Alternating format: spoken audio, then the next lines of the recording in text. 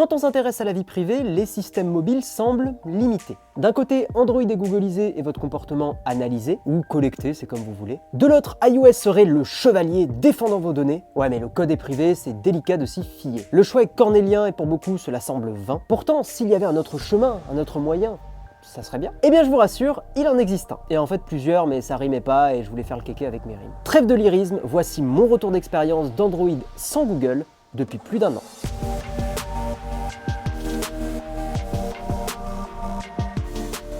Pour ceux qui voudraient un tutoriel, j'ai fait une autre vidéo qui va sortir à peu près en même temps et qui va expliquer plein de marches à suivre suivant votre situation. La vidéo va être en description ou en fiche, donc voilà, les deux vidéos se répondent pas mal, elles sont assez complémentaires. Dans la vidéo que vous regardez maintenant, c'est vraiment mon retour d'expérience et je vous invite vraiment à écouter celle-là en premier. Alors, quel est le but de cette démarche? Premièrement, j'avais envie de sortir un peu plus de Google et Apple. Je suis de plus en plus sensible aux questions de vie privée. Par exemple, sur Android et iOS, le fait qu'il y ait la localisation et que ces entreprises puissent la collecter continue de me gêner. Et ça fait partie des choses qui m'inquiètent. Je vous renvoie aux vidéos, peut-on faire confiance à Google et à Apple? Je précise que là, on va vraiment parler de sortir ma vie personnelle de Google, pas ma vie professionnelle. Quand je parle de ma vie personnelle, je parle par exemple de choses médicales, je parle de mes opinions politiques ou des discussions que je peux avoir avec des amis, avec ma copine. Alors que dans la vie professionnelle, je considère qu'il y a moins besoin d'intimité. Par exemple, si on planifie avec l'équipe Nowtech sur un Google Calendar une réunion, bon voilà, je considère pas que c'est de la vie intime, donc ça me dérange.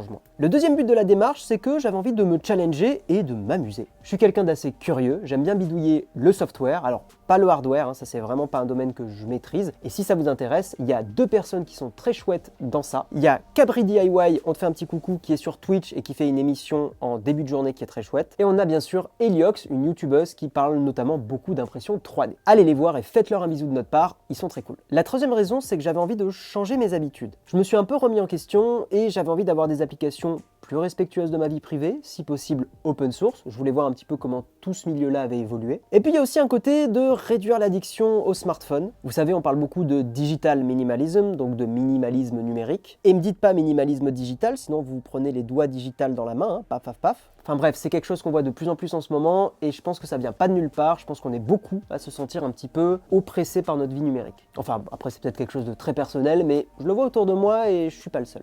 Un peu dans la même veine, je veux préciser un truc, c'est que toute cette démarche va demander des efforts, des compromis, des concessions, plus ou moins grands. C'est un truc qui m'agace un peu aujourd'hui avec nos smartphones, c'est que je trouve qu'on s'habitue beaucoup à du confort. Et ce confort, c'est souvent au dépend de notre vie privée. Il y a un article de Framasoft très intéressant sur le sujet qui parle de domestication. J'aime bien ce terme, je trouve qu'il est assez pertinent. Voilà, allez le lire, cet article, il est cool.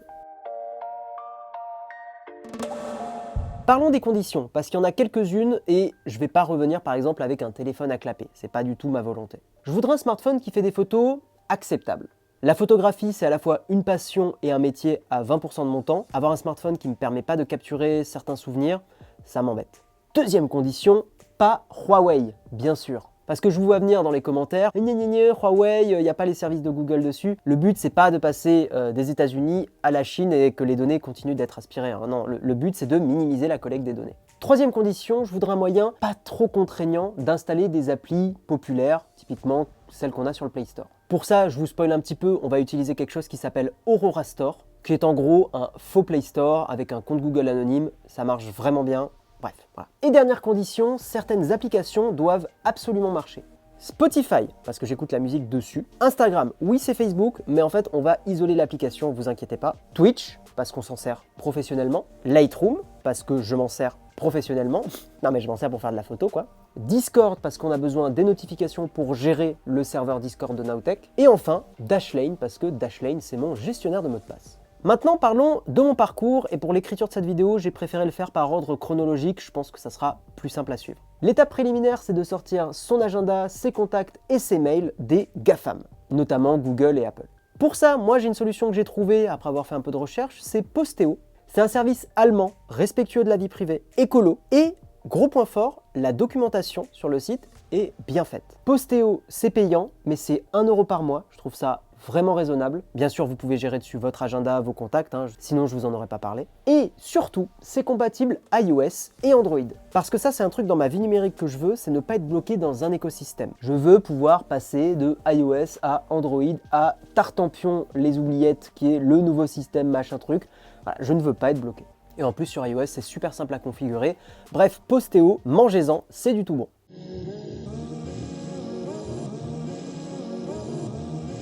Commençons par la première étape du projet, Lineage OS avec MicroG. Pour cette étape, j'avais un Xiaomi Mi 8, d'ailleurs que j'ai revendu à un pote depuis, mais voilà, et cette étape a duré 4 mois. Certains parmi vous connaissent sûrement Lineage OS, et si vous ne connaissez pas, peut-être que l'ancien nom va vous faire tiquer, c'était CyanogenMod. En gros, ce sont des ROM, des systèmes Android alternatifs. Ces systèmes sont comme un Windows 10 ou un macOS ou un Linux, mais en fait c'est un Android, et c'est super pour justement prolonger certains vieux téléphones qui n'ont plus de mise à jour des constructeurs.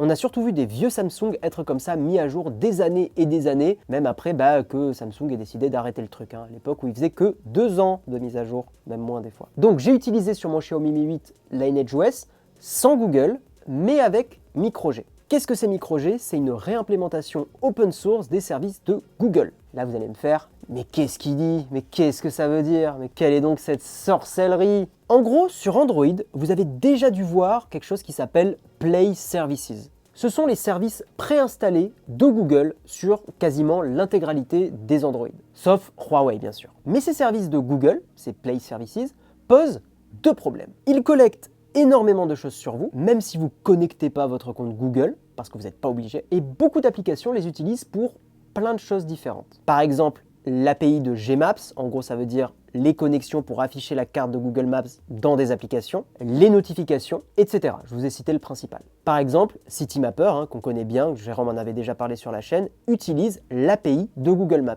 En fait, c'est une carte de Google qui est dedans. Android sans les services Google, c'est pénible. On va en reparler juste après avec GrapheneOS. Et donc aujourd'hui, vous avez 2 solutions pour éviter ce côté pénible. Soit vous utilisez les vrais services de Google, les Play Services, qui sont installés donc par défaut, comme je l'ai dit. Soit vous utilisez des ROM alternatives qui, pour la plupart, utilisent MicroG. Comme je vous l'ai dit, MicroG, c'est la réécriture des services de Google en open source. Et je vais vous proposer une analogie pour que vous compreniez mieux. MicroG, il faut le voir un petit peu comme un faux passeport. Pour voyager, vous le savez, vous avez besoin de papier. Avec un vrai passeport, donc comme si c'était les services de Google. Vous pourrez accéder à plein de pays, donc vous pourrez utiliser plein d'applis, et on collectera des données, et on vous ciblera facilement, etc. Avec un passeport simulé, avec un faux passeport, vous pourrez aussi voyager, et dans la majorité des pays, vous n'aurez pas de problème. Il y a quelques pays qui pourront peut-être le détecter et vous bloquer, enfin ça ne marchera pas quoi. Par contre, on ne saura pas que c'est vous. Alors là, on parle bien de Google, on ne parle pas d'État, on ne parle pas de vrais voyages avec des vrais avions, vous avez compris. Et en utilisant un vrai passeport, donc les vrais services de Google, c'est plein de données qui vont être collectées. Alors vous allez me demander quelles données transmet MicroG, parce que c'est une réécriture des services, mais il y a forcément une connexion à un moment où il y a forcément quelque chose. Et bien justement, ça a été réduit au strict minimum. C'est anonymisé et par exemple, il n'y a pas de ciblage de données avec les Google Analytics. Je vous mets des liens vers des posts Reddit qui détaillent un peu plus tout ça si vous êtes curieux. Quel est le bilan de ces premiers 4 mois avec Lineage plus MicroG et le Xiaomi Mi 8? C'est une solution qui est intéressante parce qu'elle est compatible avec pas mal d'appareils, elle permet de minimiser la collecte des données et globalement, la majorité des applis fonctionnaient très bien. Il y a eu un gros boulot sur MicroG parce que ça fonctionne vraiment super bien. J'ai eu quand même parfois sur certaines applis quelques problèmes d'affichage de cartes, genre certaines cartes de Google Maps fonctionnaient pas très bien, mais globalement, c'était pas rédhibitoire, j'ai trouvé. Dans les points un peu plus négatifs, et pourquoi je suis pas resté sur cette solution, c'est que c'est pénible à installer. Vraiment, Lineage OS et MicroG, les tutos sont différents sur le net pour un même appareil, c'est pas harmonisé, c'est pas clair, et c'est pas une solution que je recommande à des néophytes. J'ai aussi arrêté d'utiliser parce que les mises à jour, quand on a Lineage OS, je trouvais qu'elles ne fonctionnaient pas très bien. Ça m'est arrivé de briquer mon téléphone, en gros de le rendre inutilisable. Alors ça le défonce pas complètement et on peut toujours revenir à zéro et réinstaller tout de A à Z. Mais voilà, après une mise à jour, t'as clairement pas envie de perdre ton téléphone. C'est pas ouf. Et surtout, et ça c'est après avoir lu pas mal de choses, Lineage OS s'arrange un peu avec la sécurité. C'est pas rédhibitoire parce qu'au quotidien, vous n'allez pas vous faire hacker, vous allez rarement installer des applis un peu bizarres, mais d'un point de vue sécurité et pour des experts, Lineage OS, c'est pas possible. Par exemple, vous n'aurez pas forcément les derniers patchs de sécurité parce que c'est au bon vouloir de la communauté. Sans parler d'autres problèmes, mais voilà, en gros. Autre dernier petit souci, on va terminer là-dessus, c'est que Lineage OS n'est pas vraiment pensé dans une optique de vie privée et les développeurs et la communauté le dit elle-même. Par exemple, ce système n'a pas enlevé tous les appels à Google pour par exemple des tests de connectivité et des petites choses comme ça. Donc voilà, avec Lineage OS et MicroG, j'avais la sensation que je pouvais aller encore un peu plus loin. Et c'est ce que j'ai fait. Parlons maintenant du gros morceau, Graphene OS. Je suis resté 2 mois sur ce système avec un Pixel 3. Avant de parler de Graphene, on va se demander d'où ça vient. Ce système est développé par un gars qui s'appelle Daniel Miquet, qui est un expert en sécurité. Et je vous vois venir avec les vannes Disney, je vous laisse mettre la meilleure vanne en commentaire parce que vous serez bien plus créatif que moi. Même si c'est plutôt une ROM intéressante. Donc Graphene, contrairement à Lineage OS, a une vraie volonté de protection de la vie privée. La sécurité de base d'Android est renforcée, donc ça va un cran au-dessus des ingénieurs de Google. Il n'y a absolument aucun appel vers les serveurs de Google, aucune connexion.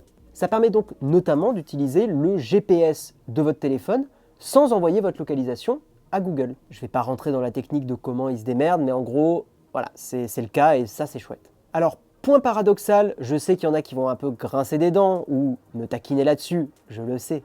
C'est que cette ROM, Graphene OS, n'est compatible qu'avec les pixels de Google. La raison elle est assez simple, c'est pas du tout une volonté de troller, c'est pas du tout une volonté de je sais pas, c'est qu'en fait les smartphones de Google, les pixels, sont les plus ouverts pour les développeurs. Sûrement parce que Google les utilise pour leur propre développement. Donc voilà, c'est les plus simples à déverrouiller, c'est les plus simples à bidouiller, c'est pour ça que ce sont ceux qui sont utilisés. Terminons avec un petit point, je suis sûr que ça a du tilter dans votre tête. Quel est le business model de Graphene OS? Eh bien, ce sont les dons. Ils n'ont pas des besoins serveurs monstrueux. Il y a globalement quelques développeurs, surtout Daniel Miquet qui est dessus. Donc voilà, ils n'ont pas besoin de moyens délirants, donc les dons, ça leur suffit. Mais Graphene OS, vous l'avez compris, il n'y a pas de micro-G dedans. Il n'y a pas le faux passeport. Donc forcément, vous arrivez à l'aéroport, vous n'avez pas de passeport. On vous envoie bouler. Et justement, ça a posé des soucis avec certaines applications. Sur la majorité des applis, j'avais pas de notification. Par exemple, pas de notif sur Discord, c'est très chiant. Pas de notif de Bring, qui est l'application que j'utilise pour les courses. Pas de notification sur Twitch, etc. etc. Je vous rassure par contre, évidemment, j'en vois déjà s'inquiéter et se mordre les doigts comme ça. Vous avez bien sûr les notifs SMS, vous avez les notifs sur Signal, sur Telegram aussi.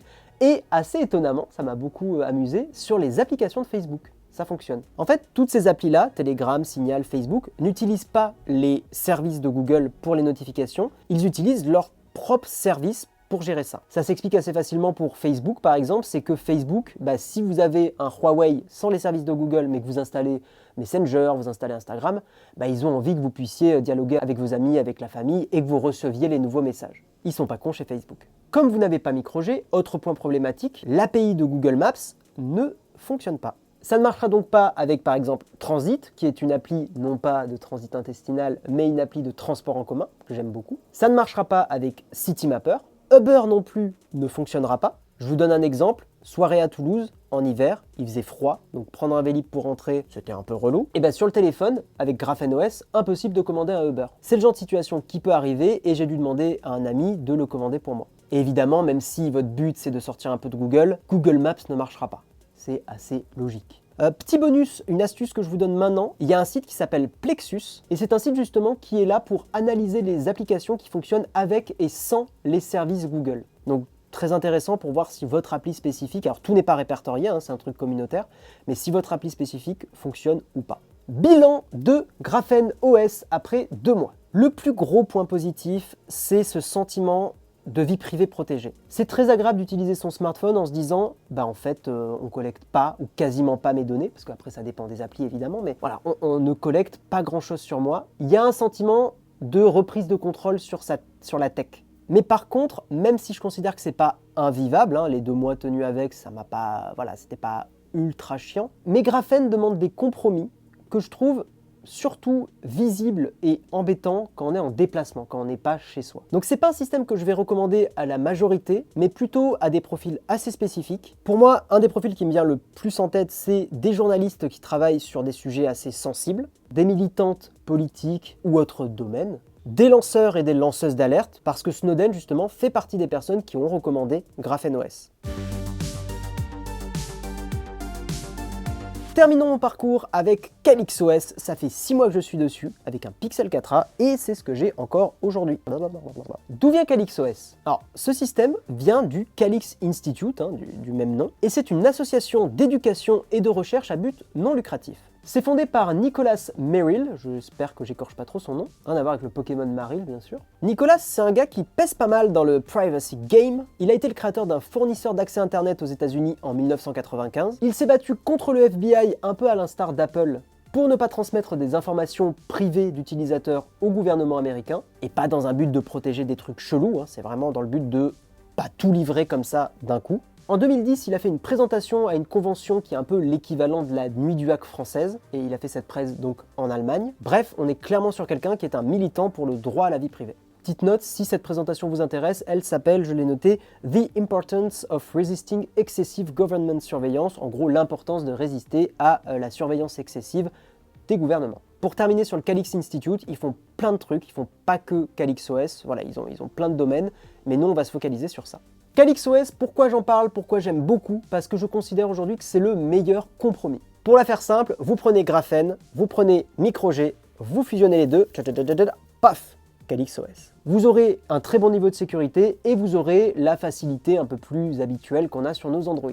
Et pourquoi? Si vous avez bien suivi, vous avez compris, c'est parce qu'on a MicroG, les faux passeports. Ça va me permettre sur ma ROM CalyxOS d'avoir la Google Caméra qui fonctionne. J'ai bien sûr coupé Internet dans les paramètres d'Android pour être sûr que rien ne soit envoyé. Ça va permettre les notifs, donc pour le boulot sur Nowtech, j'ai Discord, j'ai Twitch, c'est vraiment super important pour moi. Ça permet d'avoir un GPS comme Lineage ou comme GrapheneOS qui ne donne pas ma position à Google. Et donc surtout, quasiment toutes mes apps fonctionnent. À noter, moi je ne joue pas sur mon téléphone, donc si vous êtes un joueur et que vous installez ces systèmes, vous prenez un petit risque et là je peux rien garantir du tout. Je ne sais pas quel est le niveau de compatibilité. Dernier petit avantage de CalyxOS que j'aime beaucoup, c'est que je trouve que contrairement à GrapheneOS ou Lineage et MicroG, je trouve que c'est vraiment configuré par défaut de façon assez simple et claire pour tout le monde. Notamment le GPS, vraiment il n'y a rien à faire, ça fonctionne out of the box comme on dit. Ça marche sorti de la boîte.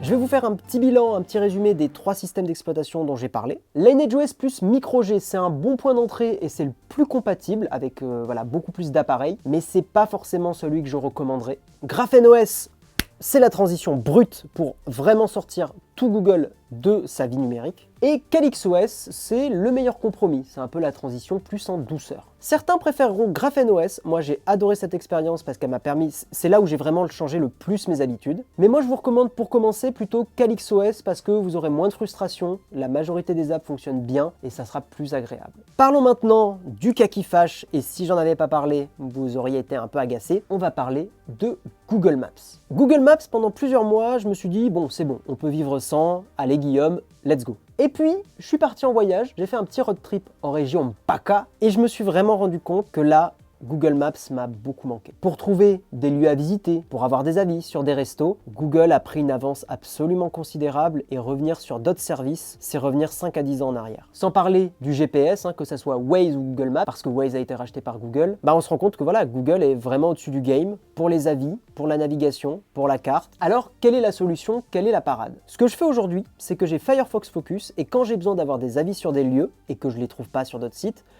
j'ouvre Google Maps sur mon Firefox Focus. Comme ça, ça me permet quand même de profiter d'avis sur les lieux, mais je ne suis pas localisé. Pour se déplacer en voiture, il y a des alternatives que je vais vous proposer et il y en a plusieurs que j'aime bien. La première, c'est Magic Earth, j'en suis très satisfait, je trouve qu'elle fonctionne très bien. La deuxième, c'est Here We Go, je vous fais dans l'ordre de préférence. Et c'est là où iOS conserve un certain avantage parce que vous pouvez avoir Apple Plans, qui même s'il n'est pas au niveau de Google Maps, voilà, Jérôme par exemple en est très content et ça permet de contrebalancer un peu et d'utiliser un autre service assez efficace.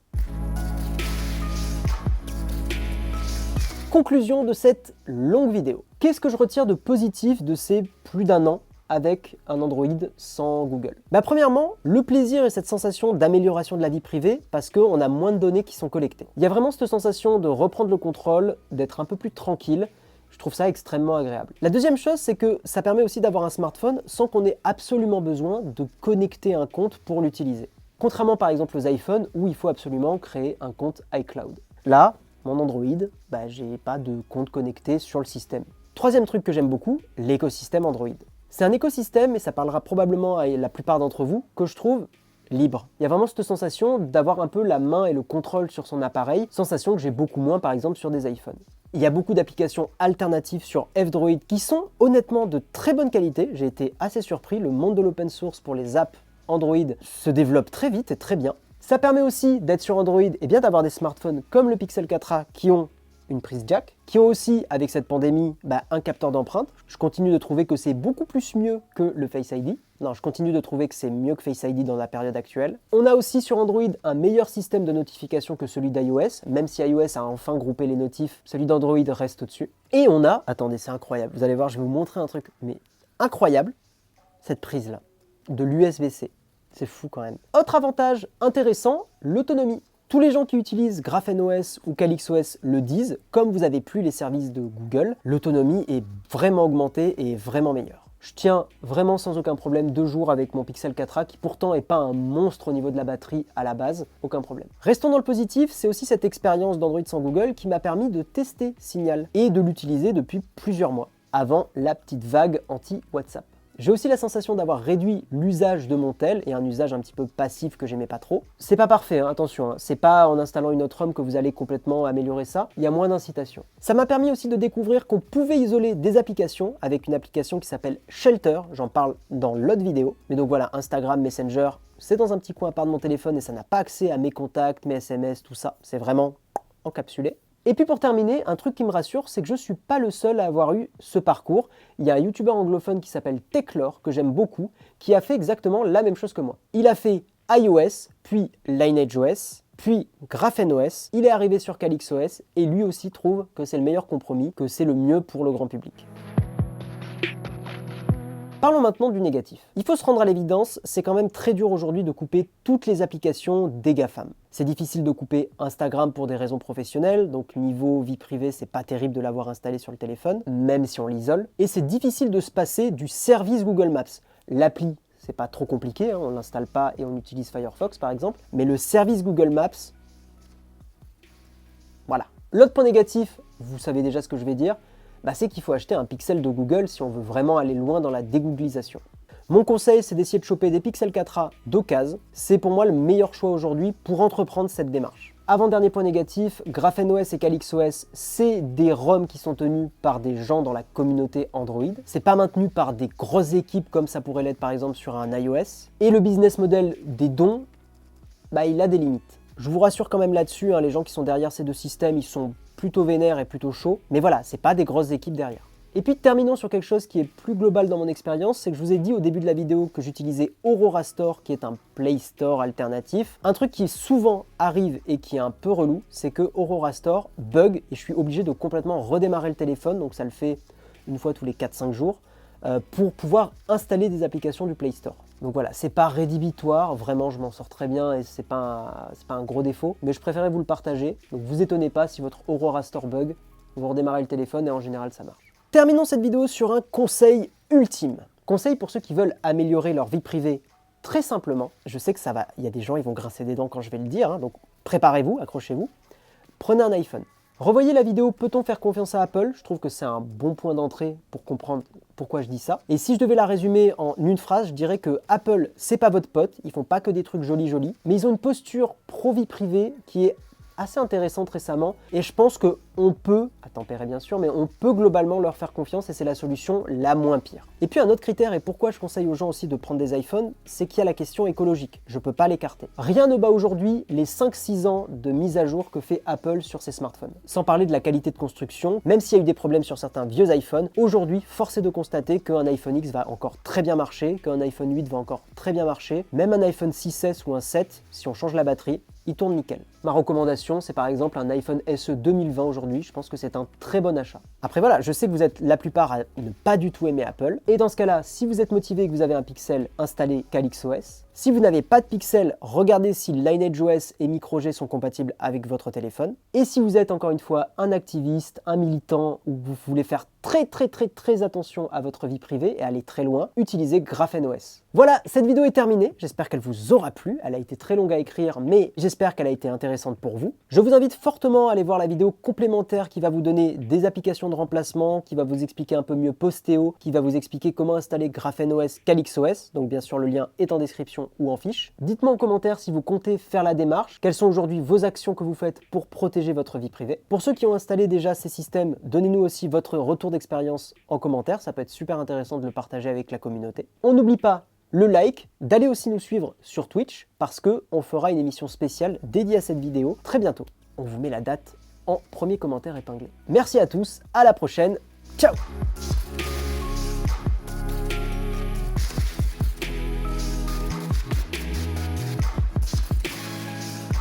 Ça vaut donc pour des applis comme Transit, qui n'a rien à voir avec du transit intestinal, qui est une appli de... Merci. Une appli de... Non, c'est très bien. Ok. Nicolas, c'est le... Nicolas... Légolas. Ok.